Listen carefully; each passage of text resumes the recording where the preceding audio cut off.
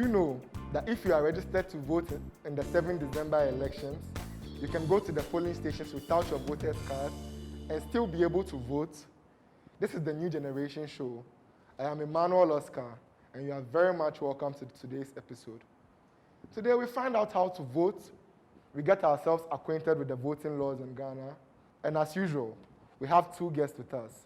Last week you met Mabina, and this week you get to meet Nanaya. Nanaya, welcome. Tell us a bit about yourself. Currently, I'm working and then I'm schooling as well, all around the business field, searching for money here and there and all. But It's very essential, isn't it? yeah, very necessary, very, very Is this necessary. going to be your first vote? Yes, please. And are you looking forward to it? Have you made your decision yet?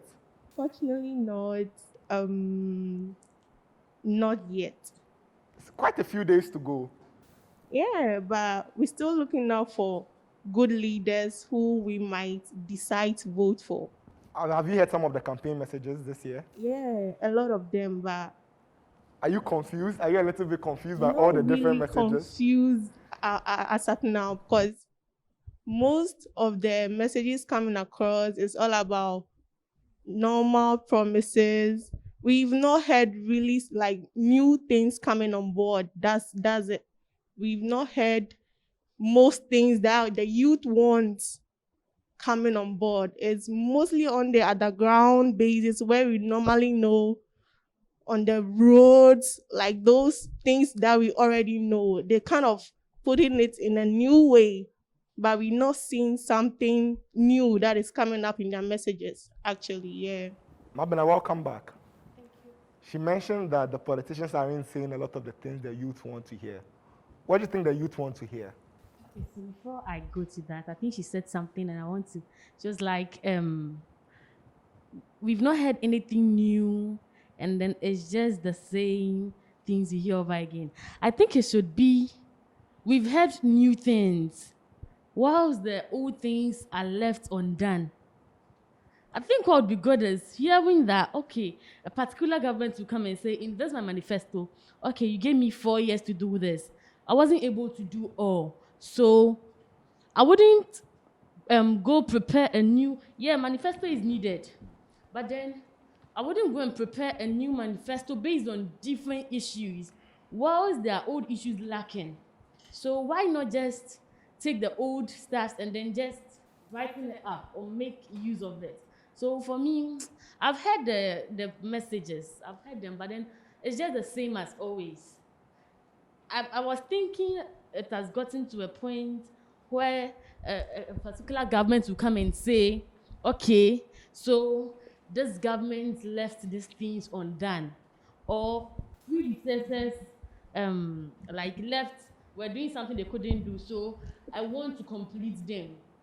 That would have sounded more nicer than hearing, and when I come, I'm come to do this, I'm come to do that. Then you ask yourself, so what would happen to the Old unleft projects that stars? have been begun. Nanaya, back to you. Do you think we lack a little bit in continuing projects that were left by previous governments? Yeah, we're lacking most in the previous ones too, because most of them are left undone, as in completed. They are halfway done, and then someone comes into government and then claims it for him or herself in terms of continuing that project. You get me right? They come in and then they change government, someone else comes to continue, and then they'll be like, I did it. They claim it from themselves, okay? It shouldn't be that way.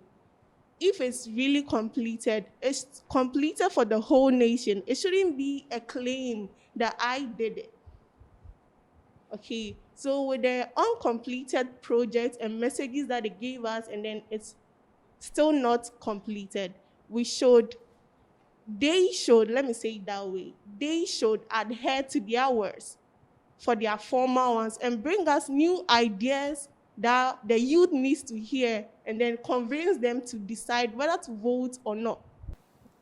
Well, To add up to what she said, I think when if I am like our government, if the government, like all parties are to sit and then tell themselves that if I do it or if you do it, we are doing it for the country. It would help. Like how she's saying, somebody will come and say, I did this, so then they claim it. So the party who started will be like, I started it, now he has come to finish it, he has claimed it. So why would he would also like not like so the government will also not want to continue what the other governments did. But then when they come to an agreement and understanding that everything we are doing is for one people, I think it would help a lot. I think that's the main reason why we have half-done projects in Ghana. Yeah. Well, with the elections drawing nearer, this is the time for voters to study and understand the voting laws in Ghana. And that's what our discussion today is based on. Do you guys know any voting laws that we must adhere to? Basic ones that we have. One, the person should be a citizen.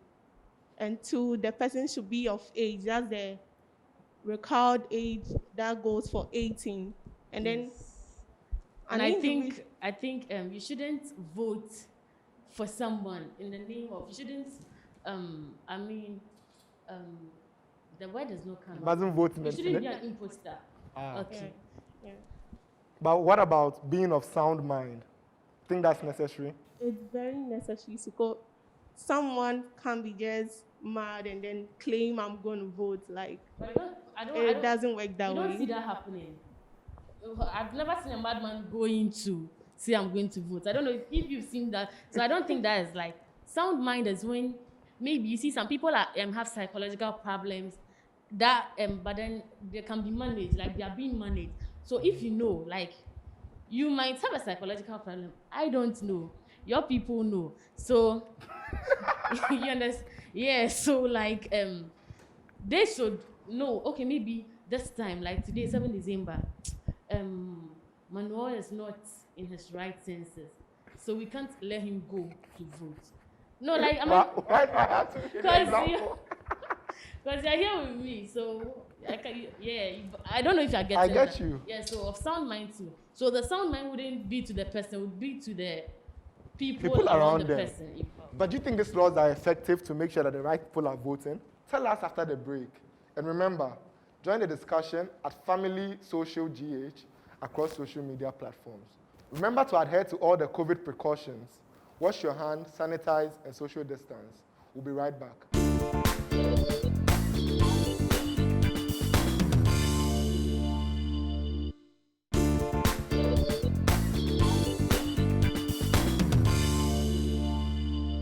Welcome back. Thanks a lot for your patience, because millennials have a very short attention span.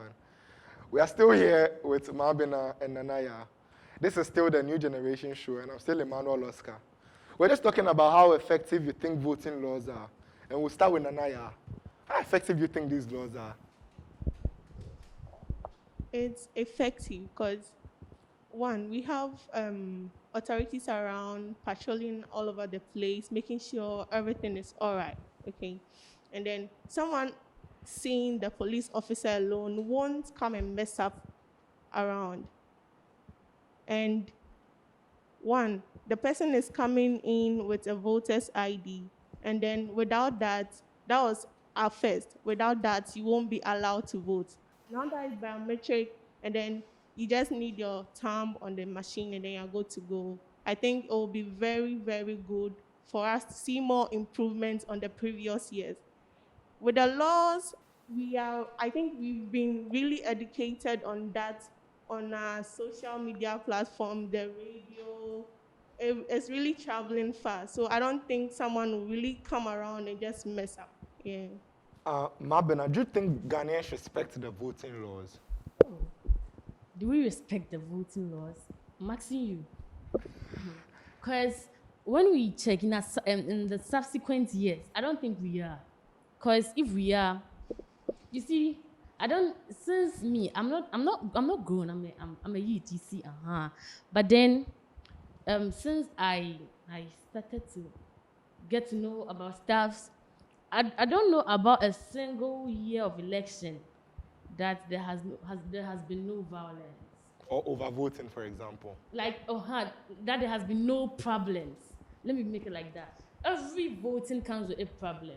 This party will come and tell you, and then we are not accepting the results because we think it's a rigged election.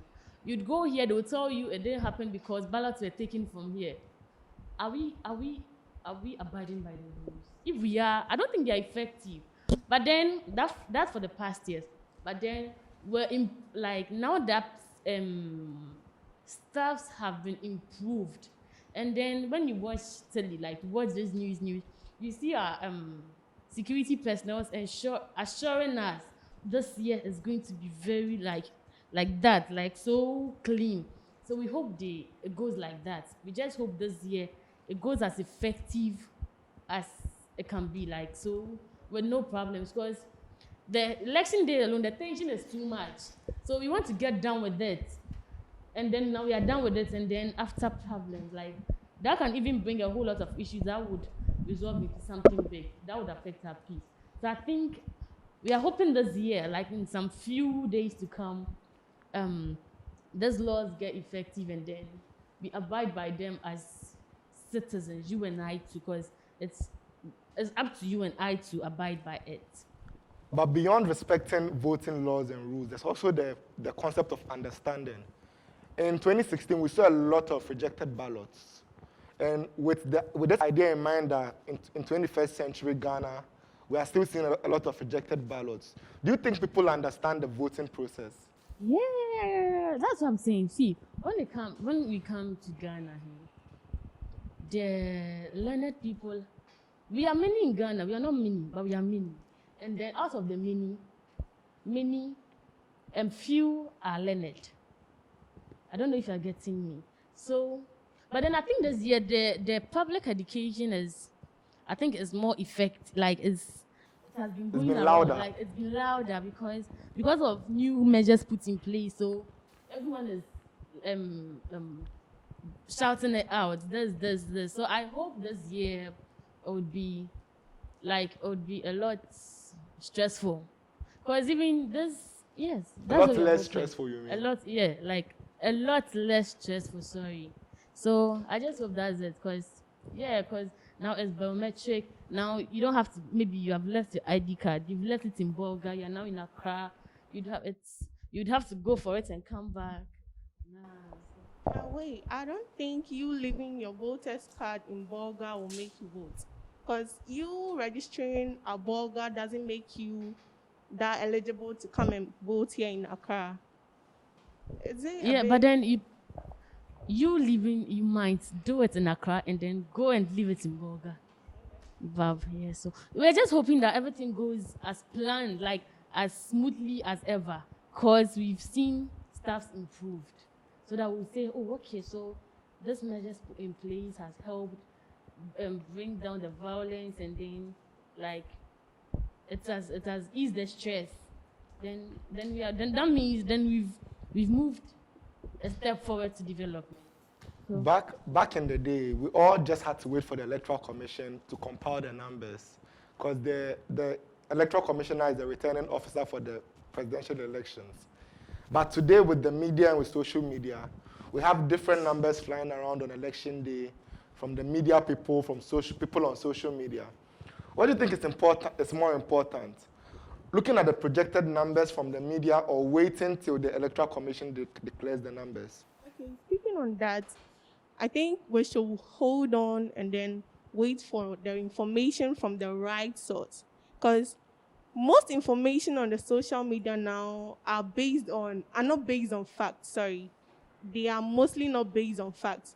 It's someone might be somewhere manipulating its own numbers, kind of projecting into what will happen the next few hours. Like he or she is not giving the concise information. Okay, so I think everyone should hold on the right source for the information to pop out.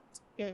Mabena, you think the EC is the only trusted source for the results? Right now, like you're in the classroom right now, and then it's time for break. Your mate is saying it's time for break. The teacher has not said go out for break. What can you do? Like, you need to wait for the teacher. You have to wait for the teacher, you see. So your mate will scream, it's break. But it doesn't make it doesn't make it break. Yeah, it doesn't make it what is the name? Official. So why not wait for the right source and then be, because social media now, me, I can just go and sit somewhere, create an account, and yeah, so this person won, and this one, that also brings about this electoral violence, you see. So let's just wait, let's just wait. After you vote, you go to your house, you get some food you eat, you wait till the end of the day, and you hear you hear your president-elect. Yeah, and then as a matter of fact, the Electoral Commission is an independent body on its own. So no one should depend on other sources. Let me say that because it's an independent body, and then it's not being manipulated by even the president. So I think they are the best source we should hold on. Yeah. Well, our guests say wait on 7th December. But right now, you have to wait for us to go for this break and be back. See you soon.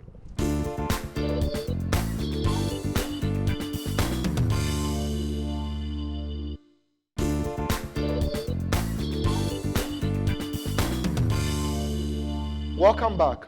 My name is still Emmanuel Oscar, and this is still the New Generation Show. Before the break, my guest and I were discussing the importance of waiting on the right sources to declare the election results before we celebrate or we mourn. On 7 December, some people are going to be happy and some people are going to be sad anyway. True or false?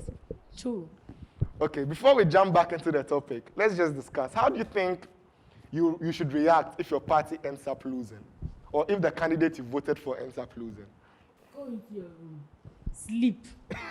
Of course, there's nothing you can do about it. That's what's happened. What would you do? What would you do? Do you have a better idea? In 2016, the candidate I liked lost and I went to sleep. So that's it. That's the best option. Because you see how you'd be like your soul will be saddened, like heavy. You see, so that's when if you stay out and you go and indulge in arguments, then it would lead, because as you are there, already you're not feeling happy. You know yourself, and then you are just going to start something. Then so just when it happens like that, people would laugh at you too. That's what, and I don't think it should happen like that. If your party, you're happy to be late, but then don't come. Magna, your party lost. So hey, all the that would it would get on my nerves. So when your party losers, just go into your room, sleep. When you get up, like when you wake up the next day, you'd accept it like that, because you'd realize there's still nothing I can do about it. And life goes on. Nanaya, what should you do if your party wins? What's the right way of celebrating if your party wins? Okay, the right way of celebrating is being in your room and then celebrating on your own. Let me say it that way. Because you going out there, jubilating, it might be an opponent around, might be your neighbor or your next door, someone. Like, you jubilating alone can make some kind of anger pop into someone's mind, and then so a right of jubilating should be in your room, or maybe take your phone and then just tweet something about it. Like, it your should victory. be something. It should be something personal. You shouldn't make it that loud for everyone to know that's the party you are supporting. Okay, it shouldn't be that loud. I think she's saying, she's making sense. But then when you're happy, you can't control your emotions when you're happy. Like it's different when you're jubilating, and it's different when you're taunting somebody. It's two different things. So when your party wins, jubilate. You don't jubilate when you're alone. You can't. So obviously you go, yay, my party won. But then you shouldn't go, hey, this person, like, you shouldn't taunt the opponent. Shouldn't make the other people feel bad. You shouldn't make fun of them. Because if me, as I'm here, then my party loses, then you, Oscar, you come. Hey, so after all the campaign, what did you do? Maybe I'll take something, I'll hit your head. Because like, already know, I have your heart is already, there's already a lot of tension. Like, in me, like, I have emotion tensed up in me that I'm wanting a way to bring it out. So just allow me vent it out. Maybe when I'm there, maybe I'll cry more, I'll just go and sleep and we'll go. But then you don't have, so when you, like, your party wins, you don't have to taunt there. That's the best thing. Jubilate, you can go, oh yeah, like, hey, my party, like, we belong to the same party. Yeah, we did it, like, yeah, it's fun. But then don't go taunting the opponent. We are human beings, of course, so I'll hurt you, so Well, as citizens of Ghana, it's our civic duty to vote, and no vote is insignificant. Every vote counts because in Ghana, you need 50% plus one of the votes cast to win any election. So never feel like your vote is insignificant, and never feel like your vote can't make a difference, because every vote and every vote that wasn't cast would always impact the elections. What do you think is going to help you to vote, especially with you, Naya, who hasn't decided who you are voting for? Something that will make me decide to vote will be more secretly, let me say it that way. But because I have to air it out, it might help someone out there to also walk in and then vote. One, you should be patriotic, okay? And then two, you voting alone can also air your voice out. One, you are not voting only on your behalf. You are voting on the behalf of the generations come, those who are not eligible, okay? And then you casting your vote as a patriotic citizen, like it will be the best. It will be the best. That's the only thing I'll consider voting this year. Yeah. Because you voting can affect someone's life. Someone who is not eligible. Yeah, let me say it that way. Why should we decide to vote according to you, Mabena? As you already said, my voting or my not voting still take a part in the decision making of the country. Maybe that my one vote, like that my term I'm going to place on the paper is going to bring the To be the plus one. To be the plus one, correct. It's going to be the right part, like it's going to bring the right party in power. And that same term is going to bring the wrong party in power. So, why I would vote is because that's why before I would vote, I would assess, like I would analyze, I would do my research. Okay, in the past years, I don't vote based on I've not voted before, sorry, so I won't vote based on personalities. I won't vote based on personalities, religion, beliefs. No, I would vote for development. So if I go back into my research and I realize, okay, so just vote on what you think is right, not because you know this person or because when this person comes into power, they are going to have this individual benefit. So I would vote for what would like make me vote is me analyzing weighing the goods and bads of a government. That's what's going to influence my vote. So Nanaya's vote is going to be influenced by her patriotism, and Mabene's vote is going to be influenced by critical analysis of the candidates. No matter what's influencing your vote, please make it a point to vote, because you voting or not voting can impact the elections very crucially. We've been sponsored by Black Secret Makeup, who have provided makeup for our guest and I. Cheesy Pizza for the beautiful lunch we had behind the scenes. Nav Car Rentals, Logo Shuma Foundation for our sets. Do make it a point to join us on social media at Family Social GH. Remember, we are still battling an invisible enemy called coronavirus. So wear your masks when you go out, wash your hands, sanitize, and ensure social distancing, especially when you go to the polls on 7th December. Remember, your vote is your power, but you can't exercise that power if you aren't alive. So adhere to all the COVID precautions and stay alive to cast your votes. My name is Emmanuel Oscar, and this has been the New Generation Show. Thanks a lot for joining us. Remember, we are all involved. So get involved, go vote on 7th December.